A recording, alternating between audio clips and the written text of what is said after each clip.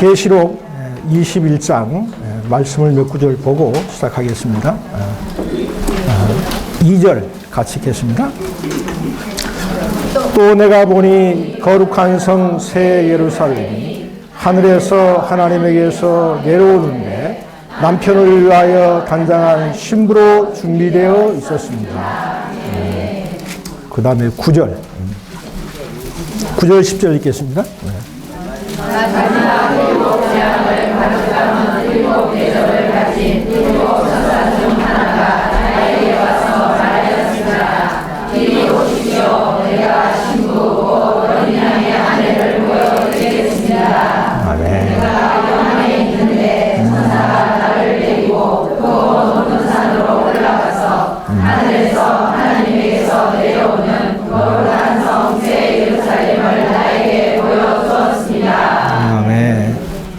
주님을 찬양합니다.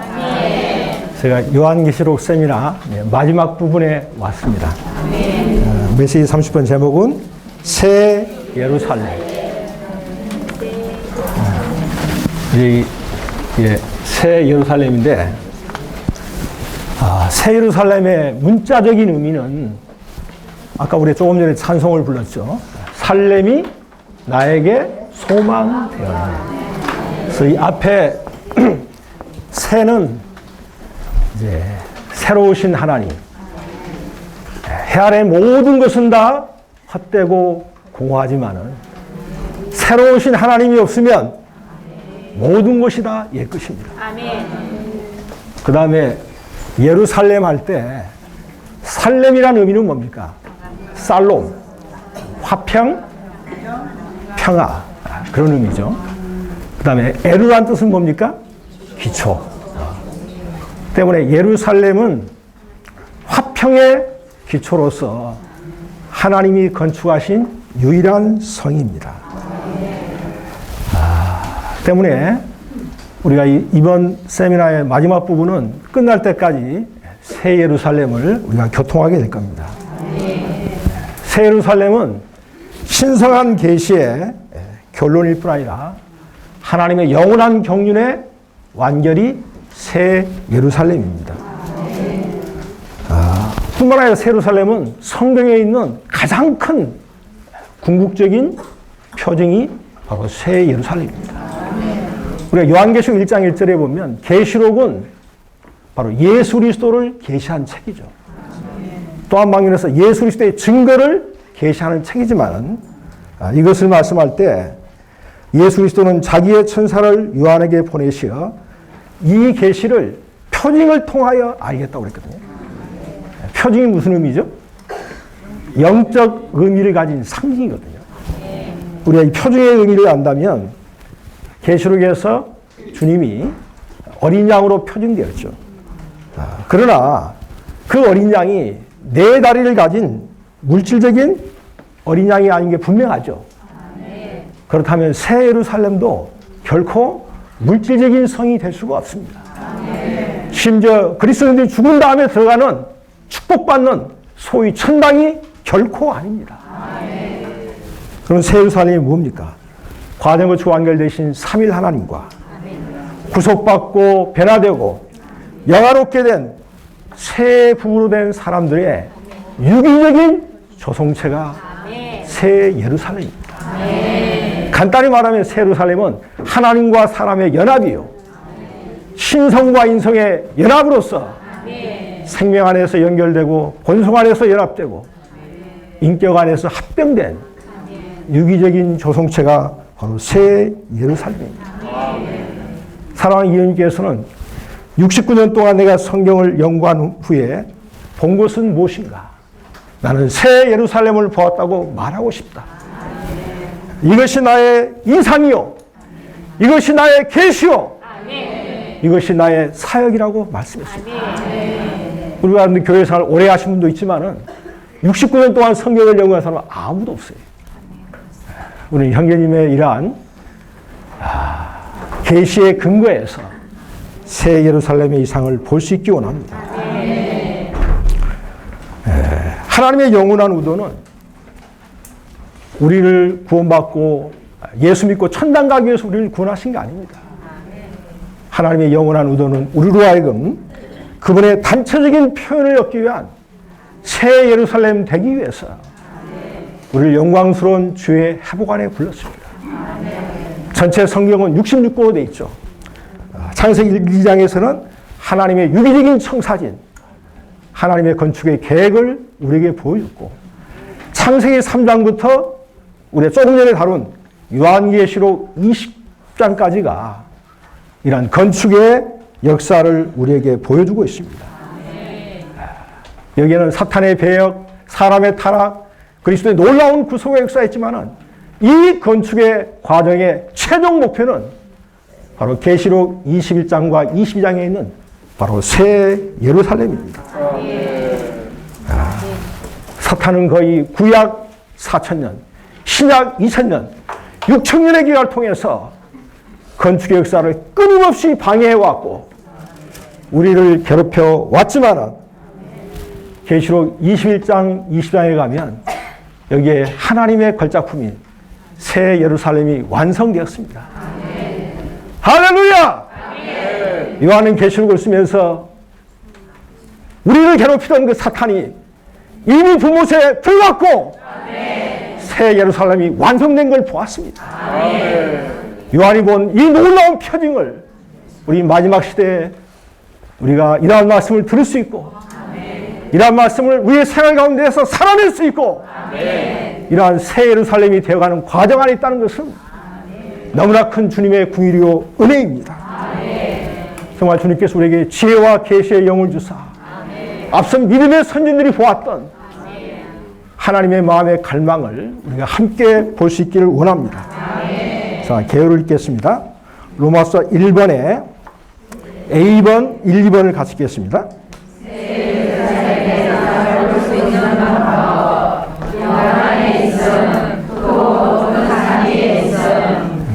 아멘. 우리가 새 예루살렘을 보기 위해서는 합당한 방법이 필요하고 합당한 위치가 필요합니다. 먼저는 뭡니까? 영 안에 있는 것이고 그 다음에는 크고 높은 산으로 우리가 올라갈 필요가 있습니다. 우리가 계시록 1장에 보면 요한이 주의 날에 반모섬에서 어디에 있었습니까? 영 안에 있을 때 크고 나파소리 같은 음성을 듣고 몸을 돌이켜 볼 때 7 금 등잔대 이상을 보았습니다. 때문에 계시록에서 이 상을 보기 위해서 영 안에서라는 구가 4번이나 사용되어 있죠. 1장 10절, 4장 2절, 17장 3절, 21장 10절에서 영 안에서라는 구가 사용되었습니다. 근데 기묘하게도 이런 영 안에서 구가 사용될 때마다 전체 계시록을 열어보지는 4가지 큰 이상이 열리게 됐습니다. 영 안에서 요한은 뭡니까? 교회들을 보았고, 영 안에서 요한은 뭡니까? 두 번째, 세상의 운명에 대한 이상을 보았고, 세 번째, 이 큰 바벨론의 종말을 보았고, 마지막에 본 큰 이상이 새 예루살렘에 대한 이상을 보았습니다. 정말 우리는 이 아침에 이러한 이상을 보기 위해서 우리의 생각을 사용하지 말고 신성하고 비밀한 영역인 영 안에서 요한이 본 이상을 우리가 동일하게 보기 원합니다. 요한은 영 안에 있을 뿐 아니라 또 한 방면에서 뭡니까? 크고 높은 산에 올라갔습니다. 그것은 이 요한이 본 새 예루살렘 이상이 엄청나게 크고 높고 영광스럽기 때문에 이러한 이상을 보기 위해서는 영 안에 있을 뿐 아니라 높은 산에 올라가야 됩니다. 그냥 새 예루살렘 자체가 산성이기 때문에 우리 어디에 올라갑니까? 산 위에 올라가서 이런 새 예루살렘의 전체적인 조망을 볼 수 있기 원합니다. 21장 2절에 보면 또 내가 보니 거룩한 성 새 예루살렘이 하늘에서 하나님께서 내려오는데 때문에 여기에서 새 예루살렘은 역대로 하나님께 구속함을 받은 모든 성도들로 이루어진 살아있는 구성체입니다. 그래서 먼저 그리스도의 배필로서는 그분의 신부이고 그리스도의 초소로서는 거룩한 성입니다. 때문에 이 새 예루살렘은 하늘에 속한 예루살렘이고 심지어 하나님이 우리를 위해서 예비하신 것이고 아브라함과 이삭과 야곱이 사모하던 것이고, 심지어 갈라디아에서는 위에 있는 예루살렘이고 우리의 모든 믿는 이들의 어머니라고 말씀하고 있습니다. 근데 기묘하게 2절과 10절에 보면 새 예루살렘이 어디에서? 하늘에서 땅으로 내려왔어요. 원래 모든 그리스도인은 뭡니까? 죽어서 하늘로 가기를 원하지만은 하나님께서는 정반대예요. 하늘로부터 땅으로 내려오시길 원하시죠. 오늘날 하나님은 오늘날 하늘보다는 뭡니까? 땅에 있는 그분의 아들들과 함께 거하기를 원하고 계세요. 때문에 우리 하나님은 한방면에서는 하늘의 거처가 있지만은 땅에도 그분의 거처를 갖기를 원했기 때문에 그럼 이 땅에 33만 반년 동안 사역하실 때 유대인들의 이 종교인들의 배척을 받을 때마다 어디로 갔어요? 베다니의 집에 가셨거든요. 왜? 거기에서 안식할 수 있는 처소가 있기 때문에. 우리 이런 방면에서 주님의 마음의 갈망이 하늘에 있는 처소보다는 땅에 있는 그분의 거처를 관심한다는 걸 우리가 볼 수 있기 원합니다. 다음 10번에 보면 이 성은 뭡니까? 거룩한 성이거든요. 이 새 예루살렘은 거룩하게 되었고 완전히 성별되어서 하나님의 처소가 되기 위해서 거룩한 성문으로 침투되고 조성된 유기체가 바로 새 예루살렘입니다. 우리는 믿음으로 말미암아 그렇게 되어 있지만은 매일의 생활 가운데서 우리가 그분을 접촉하고 그분을 받아들이고 그분을 누릴 때마다 하나님의 거룩한 성분이 우리 안에 침투되고 적셔질 때 우리 거룩한 성이 되어 가고 있습니다. 이제 더 전진해서 그리스도의 신부. 21장 2절에 보면 새 예루살렘이 뭡니까? 남편을 위하여 단장한 신부로 준비됐다고 말하고 있습니다. 근데 9절에 보면 여기에 천사 중 하나가 이리 오십시오. 내가 신부 곧 어린 양의 아내를 보여드리겠습니다. 라고 말하고 있거든요. 여기에서 두 용어가 나오는데 하나는 신부가 나오고 또 하나는 뭡니까? 아내가 나옵니다. 우리 사랑하는 자매님, 신부하고 아내가 어떻게 차이가 날까요? 결혼식 당일날은 클라이막스 신부고 그 뒷날부터는 아무리 고와도 아내거든요. 때문에 새 예루살렘은 신부요 아내거든요. 사랑하는 우리 형제자매들, 신부로 끝나길 원합니까? 아내로 끝나길 원합니까? 우리 신부도 되고 아내도 되기 원합니다. 근데 여기에서 신성한 계시는 여기에서 신부가 되는 자들은 뭡니까? 이기는 자들만이 천년왕국 안에서 혼인잔치에 참여할 신부가 되는 거예요. 그러나 패배한 모든 믿는 이들은 뭡니까? 신부될 자격이 없으니까 쫓겨나가지고 슬프며 훈련받고 때가 되어야 아내가 될 수가 있어요. 구속받은 모든 믿는 이들은 아내가 되는 것은 정해졌어요. 그러나 신부가 되는 것은 대가를 지불해야 돼요. 우리가 신부가 되려면 반드시 우리 뭡니까? 신부를 예비하는 사역에 우리가 동참하기 원합니다. 정말 우리가 순간순간 영안에서 주님을 돌이키고 주님만을 사랑하고 주님의 신선한 분배를 받아들임으로 마태복음 25장에 있는 지혜로운 현명한 다섯 처녀같이 등 안에 기름이 있을 뿐 아니라 여분의 기름이 충만할 때 한밤중에 보라 신랑이 일어날 때 신부가 예비했기 때문에 신랑이신 주님을 맞이할 수 있었어요. 그러나 내가 상태가 뭡니까? 안 좋아서 어둠 가운데 있다가 신랑이 오라는 음성을 듣게 되면 나갈 수 있겠어요? 못 나갑니다. 저는 초기에 교회 생활할 때 상태가 안 좋아서 지폐를 빠졌더만 형제들이 신방와가지고 아래층에서 배를 누르는데 가슴이 콩닥콩닥 하더라고요. 지폐 한 번 빠져가지고 신방한데도 가슴이 벌렁벌렁 하는데 빛 중에 빛으로 오신 주님이 오게 되면 형제자매들 담대히 나갈 수 있겠습니까? 우리 정말 이 시대 대가를 지불해서 기름을 사기 원합니다. 그 다음에 새 예루살렘은 뭡니까? 하나님의 장막입니다.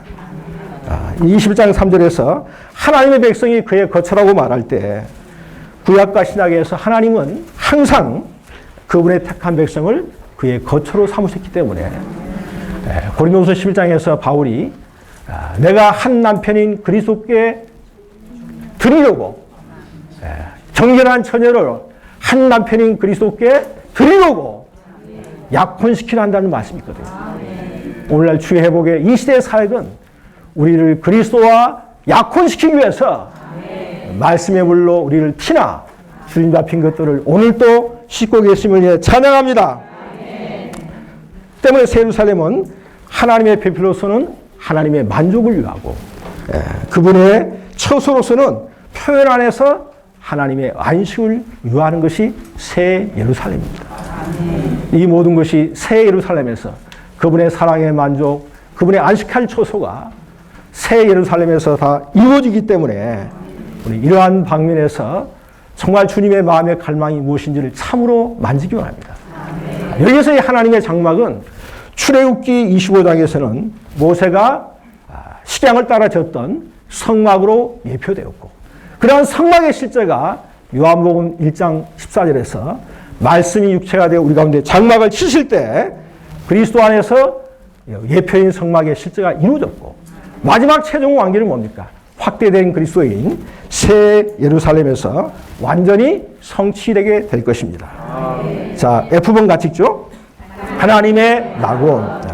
새 예루살렘은 또한 하나님의 낙원인데 오늘날 많은 그리스도인 가운데서 창세기에 있는 그 에덴 동산을 하나님의 낙원으로 생각하는 사람이 있지만은 성경에서는 어떤 구절에서도 에덴 동산을 낙원이라고 말한 구절이 없습니다. 성경에는 우리가 두 개의 낙원이 있죠.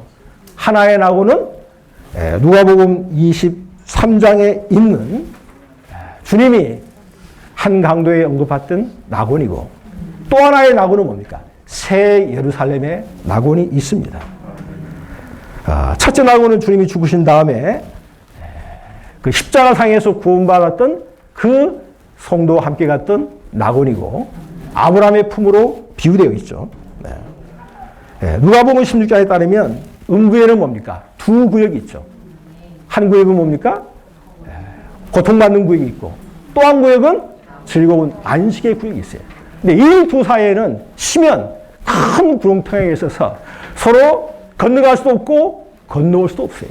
누가복음 16장에 보면 부자는 이 땅에서 정말 흥청망청 살았지만은 죽어서 어디 갔어요? 음부에 고통받는 구역에 들어왔어요. 그러나 기묘하게도 정말 헐벗고 굶주린 그 나사로는 천사들의 손에 받들려서 아브라함의 품에 즐거운 구역에 갔거든요. 때문에 예수 믿고 바로 며칠 후 천당 간다는 말은 그거는 진리에 맞지 않는 말입니다. 구원받은 모든 그리스도인들, 믿지 않는 모든 불신자들 다 음부 안에 들어갑니다. 어디 안에 들어가냐 그 차이뿐이지 일단은 다 음부 안에 들어갑니다. 역대로 구원받은 모든 성도들은 음부 안에서 있다가 어느 날 주님이 다시 오실 때 먼저 부활하게 되죠. 믿지 않는 사람은 어떻습니까? 음부 안에 고통받는 구역에 있다가 심판의 때까지 기다렸다가 그때 백보자의 심판을 받게 되겠죠. 또 우리는 이런 방면에 있어서 우리는 이 새 예루살렘의 낙원은 이민을 해주기 위해서는 보상입니다. 때문에 계시록에서 먼저 에베소 교회에 이른 자들에게 뭡니까? 하나님의 낙원에 있는 뭘 줍니까? 생명나무의 과실을 주어 먹게 한다고 했거든요. 우리는 정말 이 시대에 이른 자로서 이 하나님의 낙원에 있는 이 생명나무를 우리가 누릴 수 있기를 원합니다. 일단 G번 같이 읽겠습니다. 하나님의 모든 구속받은 자들로 이루어진 살아있는 구성체. 새 예루살렘은 이 하나님에 의해 모든 구속받은 자들로 이루어진 뭡니까? 살아있는 구성체라는 거예요. 여기에 살아있는 구성체라는 말은 뭐냐면 이 건물이 살아있는 건물이라는 뜻입니다. 여러분 살아있는 건물을 본 적이 있습니까? 저도 본 적이 없습니다. 그러나 요한은 이상 가운데 이상을 보았고 우리가 생활 가운데서 새 예루살렘을 살아내고 이루어낸다면 이런 말씀이 우리 가운데서 체험이 되게 될 것입니다. 때문에 창세기에서 이 창조된 사람은 하나님의 본성과 그리스도의 구속 안에서 이 변화의 과정을 거쳐서 결국 뭡니까? 새 예루살렘으로 건축되게 될 것입니다. 자, 1번 같이 읽겠습니다. 구약의 성도들은 12대 문 위에 있는 이스라엘 12지파의 12이름으로 먼저 새 예루살렘이 뭡니까? 구약의 성도들로 대표되는데 그것은 이스라엘의 12지파의 이름들이 그 성의 대문 위에 새겨져 있거든요. 때문에 이스라엘의 12지파는 바로 구약의 성도들을 대표하죠. 여기의 문은 새 예루살렘에 들어오는 문의 입구죠. 근데 여기서 이 문은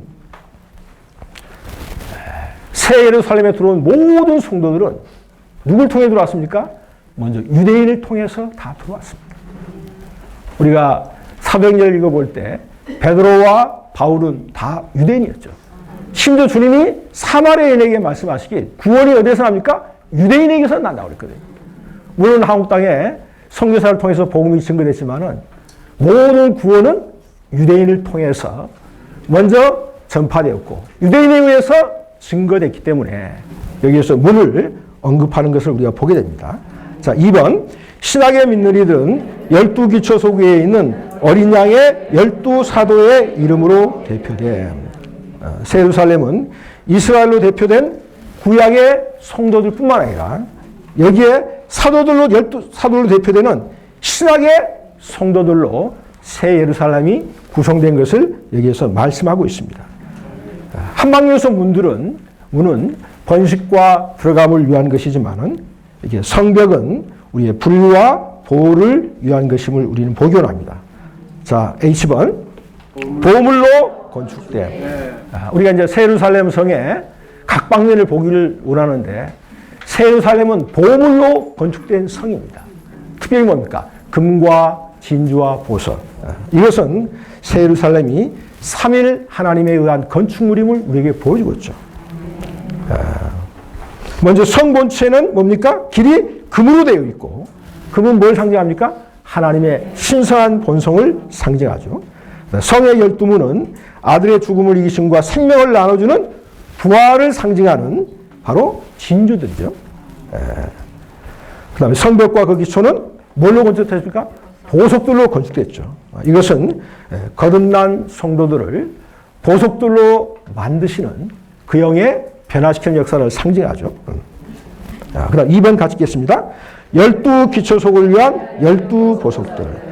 여기 19절과 20절에 보면 우리는 성벽의 기초들이 뭘로 되어 있습니까? 다 보석들로 되어 있거든요.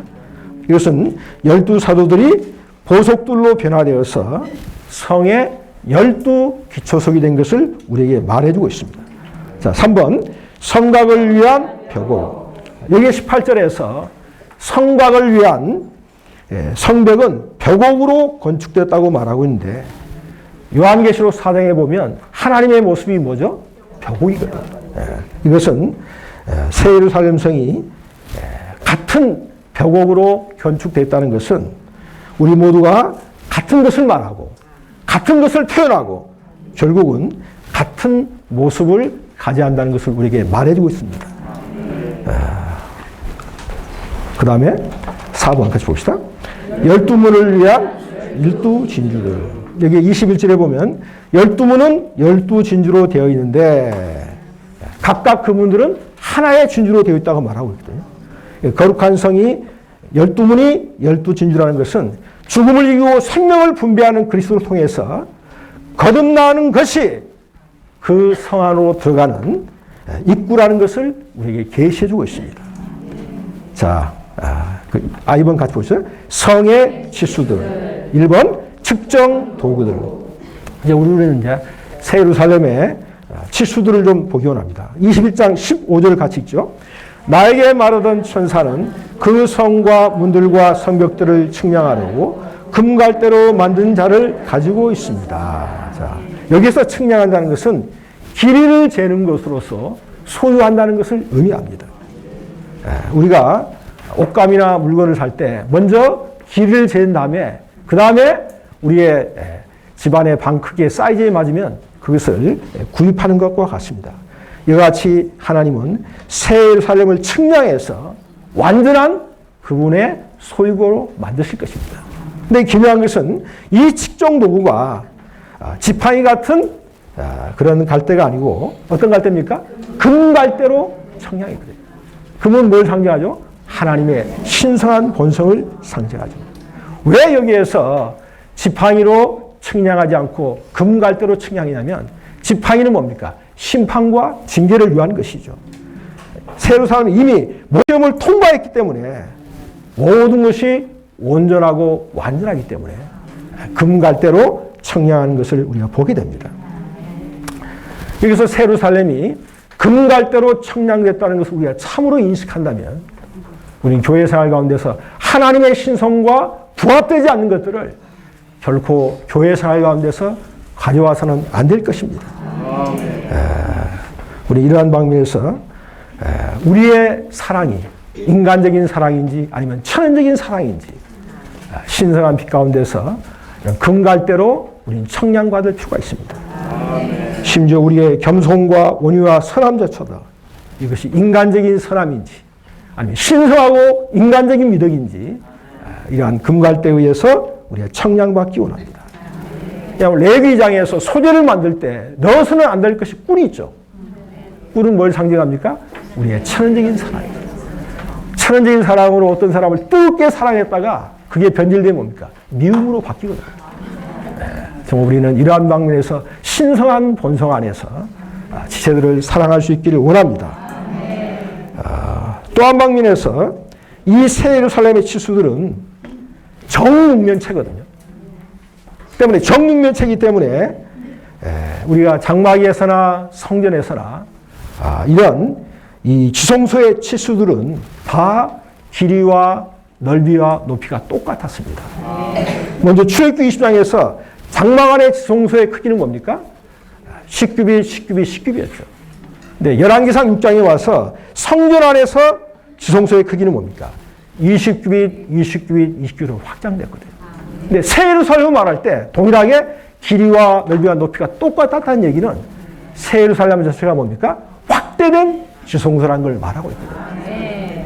우리는 정말 생활 가운데서 이런 우리 안에서의 지성소의 체험이 날마다 확대되고 확장되기 원합니다. 오늘날 지성소가 어디에 있습니까? 우리 영 안에 있거든요.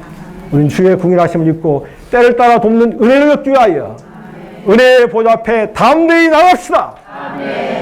우리 안에 이런 지성소 안에서 우리가 살고 행하고 존재를 간다면 이런 지성소에 대한 체험이 우리 안에서 확대되고 확장될 것입니다. 여기에서 지성소의 원칙은 사람이 하나님의 임재 안에서 직접 하나님 앞에서 살고 행할 수 있다는 걸 가르치는 겁니다.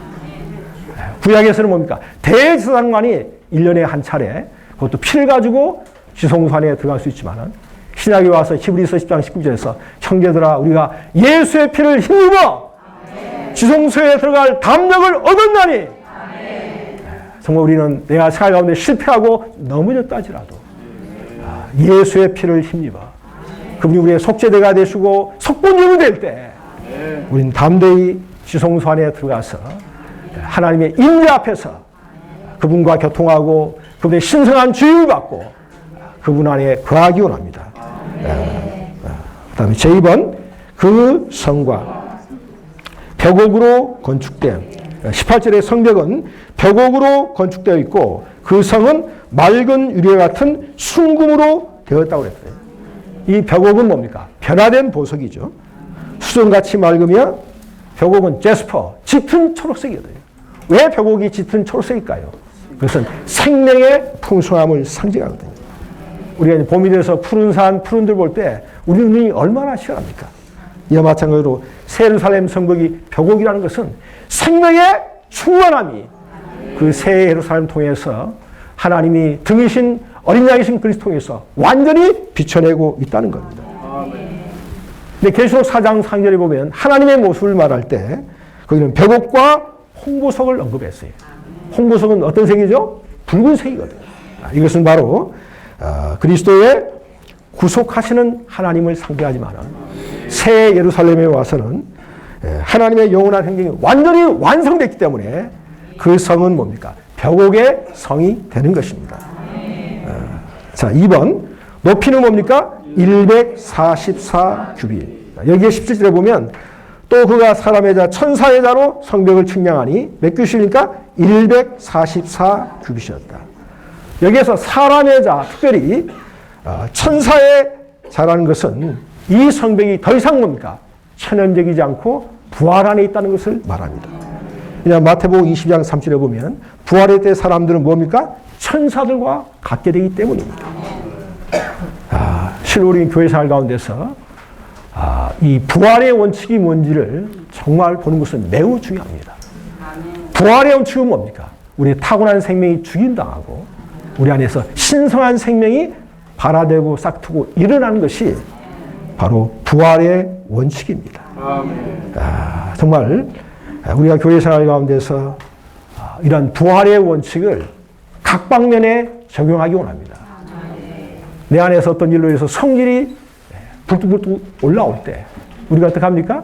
오, 주 예수님. 영 안에 즉시 돌이키게 되면 우리의 타고난 생명은 십자가로 처리되고 우리 안에 신성한 생명이 우리 안에서 올라올 때 우리 신성한 속성을 인간 미덕을 통해서 살아낼 수가 있습니다.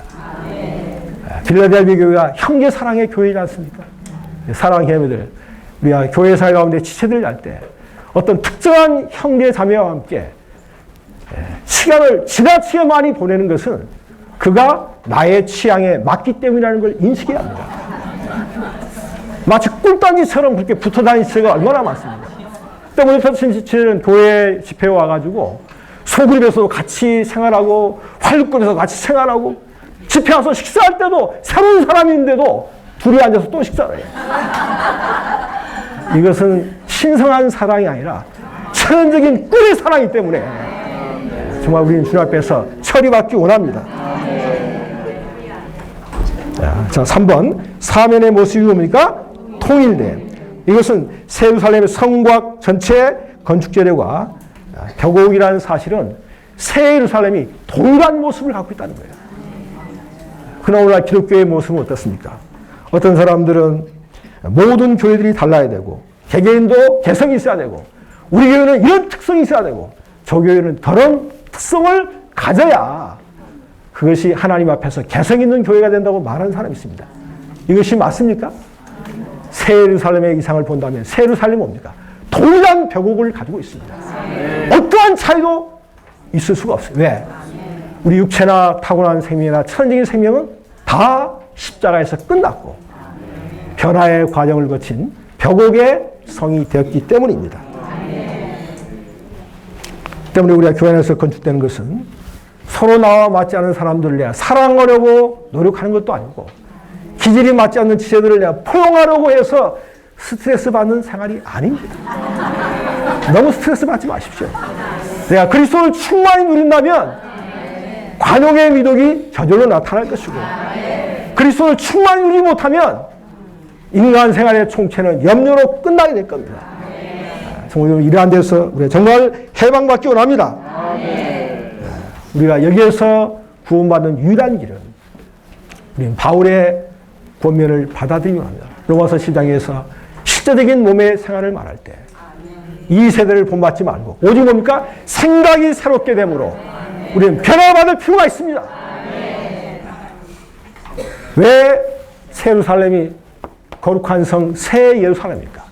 어제보다 오늘 생각 안에서 새로운 일 때 우리 옛사람을 벗는 것이고 생각의 영 안에서 새로운 새 사람을 입을 때 우리는 새 예루살렘이 되어가는 것입니다.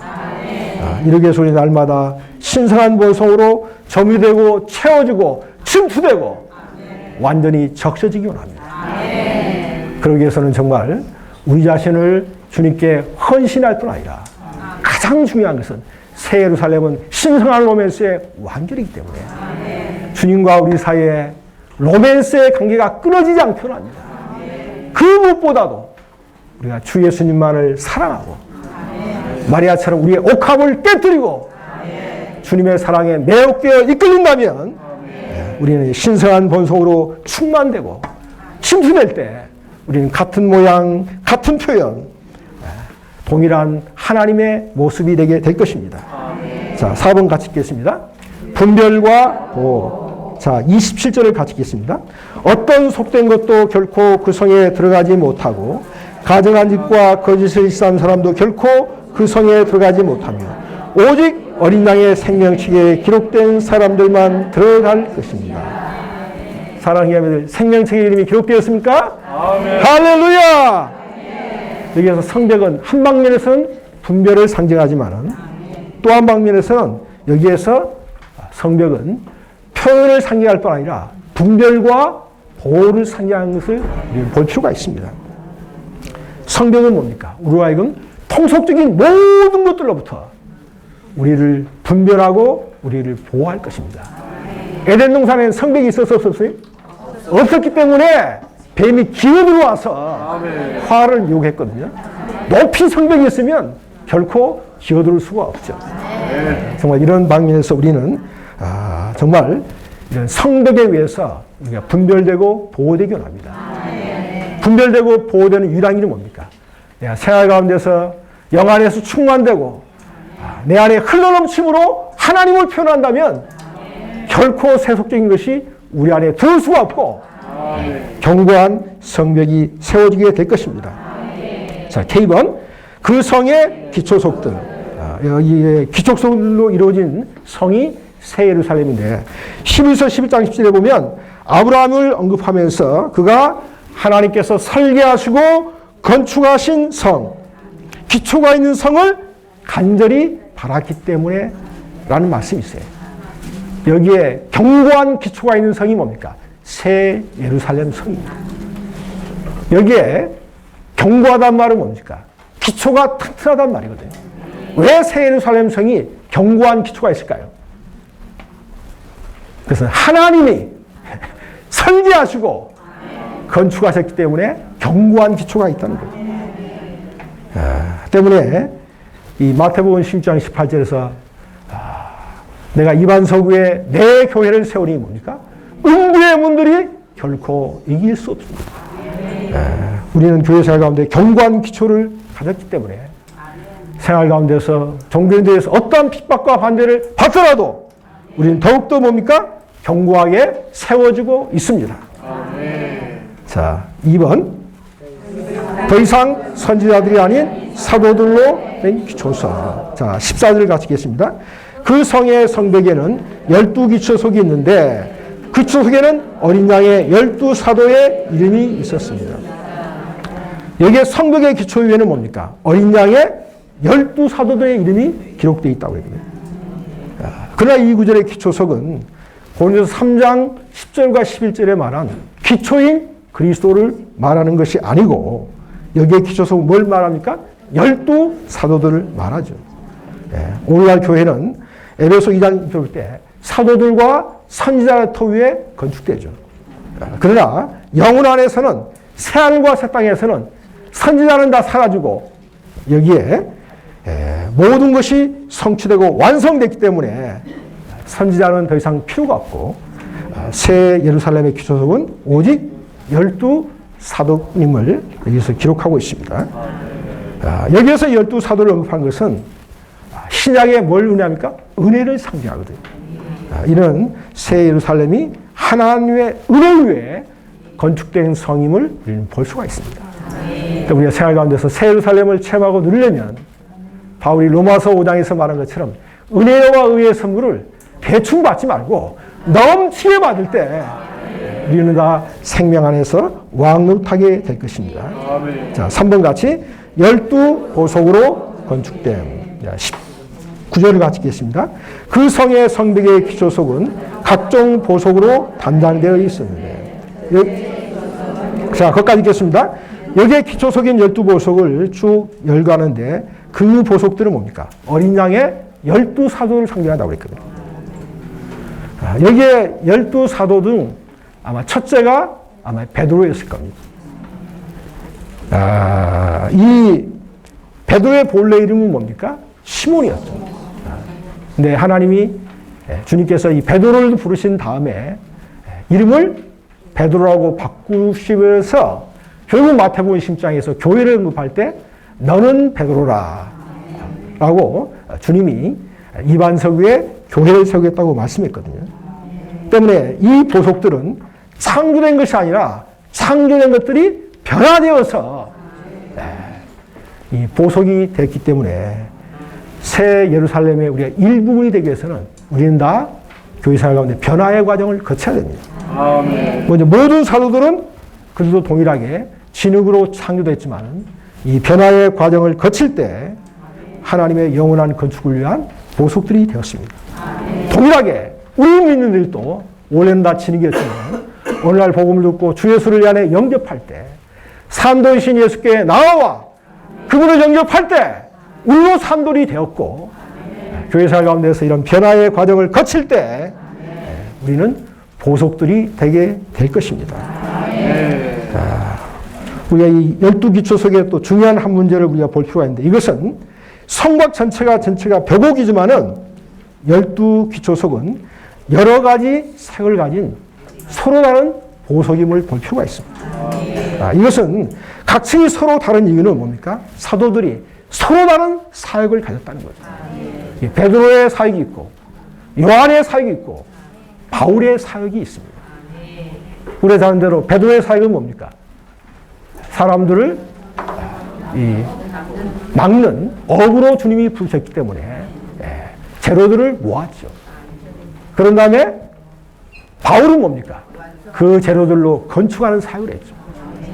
그 다음에 건축했지만은 그 그물에 손상이 나고 구멍이 날 때 사도 요한을 통해서 보수하는 사역을 했거든요. 이 각각의 사역이 있지만은 이런 것들이 뭡니까? 독립되어서 나란히 서 있는 게 아니고 다 층을 이루어서 이렇게 건축됐다는 것은 새 예루살렘 성 자체가 바로 이러한 여러 사도들의 사역을 통해서 하나의 건축물로 건축되었다는 것을 우리는 볼 필요가 있습니다. 우리 교회 안에 많은 사역들이 있지만은 그 사역들의 궁극적인 목적은 뭡니까?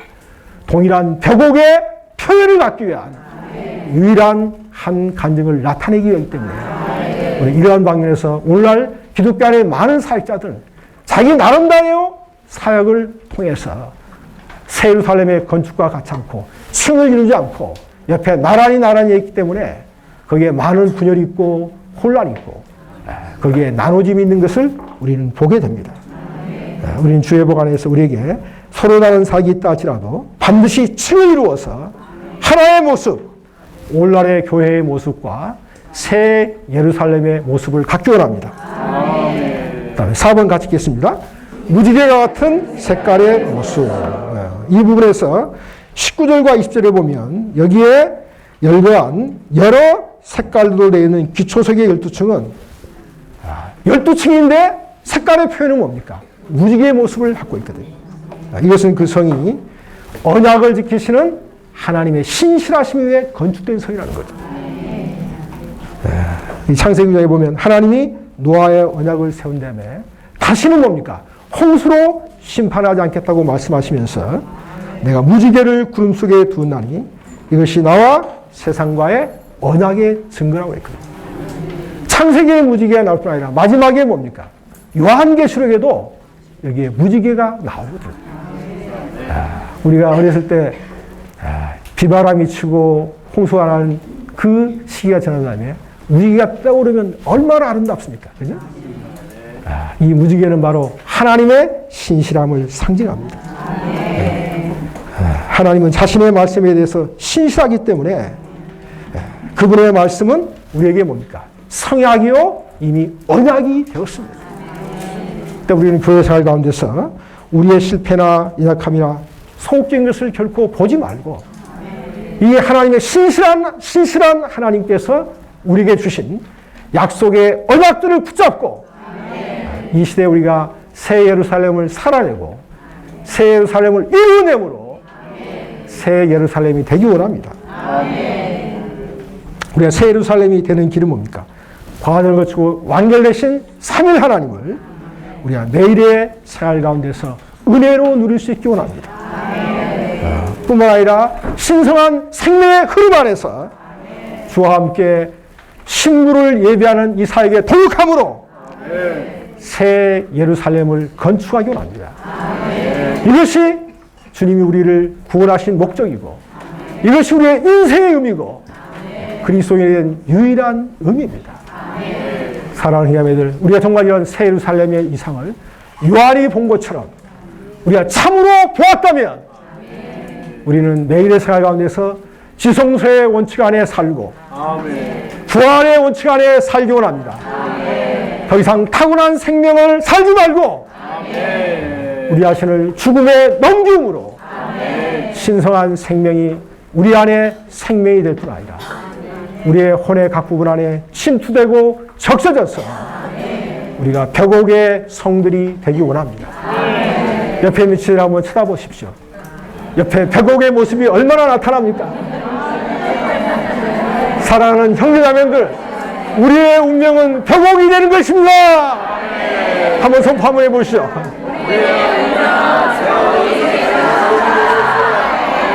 우리가 벽옥이 될 뿐만 아니라 우리는 계시록 21장 2절에 있는 신부 아내가 아닌 19장 7절에 있는 어린 양의 신부 아내가 될 수 있도록 우리가 혼인 계약을 사모하면서 우리가 내일의 생활 가운데 새 예루살렘을 살아내고 새 예루살렘을 이루어내므로 새 예루살렘 되기 원합니다.